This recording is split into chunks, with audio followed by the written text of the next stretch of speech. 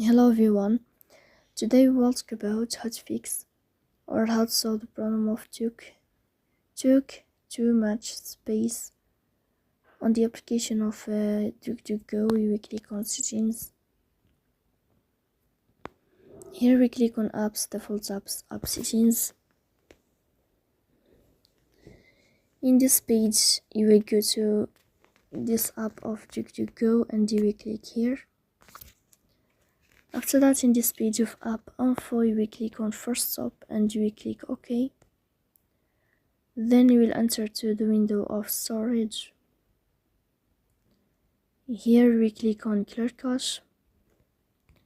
But pay attention, don't click clear data because that can delete your account. In the end, you can turn off your Wi-Fi and you can turn on your Wi-Fi again. So please don't forget to support us by like and subscribe.